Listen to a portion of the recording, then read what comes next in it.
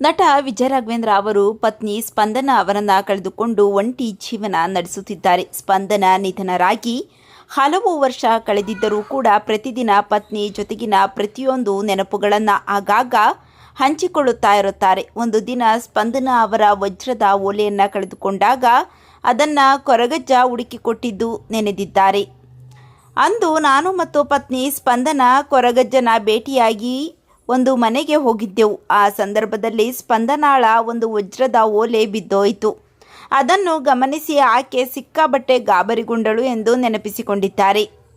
ಎಲ್ಲಿ ಹುಡುಕಿದರೂ ಸಿಗಲಿಲ್ಲ, ಕಾರಿನಲ್ಲಿ ಎಲ್ಲ ಜಾಗದಲ್ಲೂ ಹುಡುಕಿದರೂ ಸಿಗಲಿಲ್ಲ. ಆಕೆಗೆ ಅದೇನು ಅನ್ನಿಸುತ್ತೋ ಗೊತ್ತಿಲ್ಲ.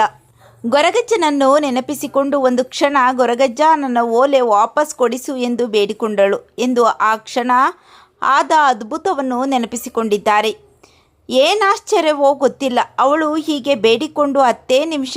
ನನಗೆ ಹಾಗೆ ಅನ್ನಿಸುತ್ತೋ ಗೊತ್ತಿಲ್ಲ. ಅಲ್ಲೊಂದು ಡ್ರೈನೇಜ್ ಇತ್ತು, ಅದು ಒಣಗಿತ್ತು. ಅಪ್ಪಿ ತಪ್ಪಿಯೂ ಅಲ್ಲಿ ನೋಡಲು ಹೋಗುತ್ತಲೇ ಇರಲಿಲ್ಲ. ಆದರೆ ಅದ್ಯಾಕೆ ಆ ಸಮಯದಲ್ಲಿ ಹಾಗೆ ಬುದ್ಧಿ ಬಂತೋ ಗೊತ್ತಿಲ್ಲ. ಅಲ್ಲಿ ನೋಡಿದಾಗ ಅವಳ ಓಲೆ ಅಲ್ಲಿಯೇ ಹೊಳೆಯುತ್ತಿತ್ತು.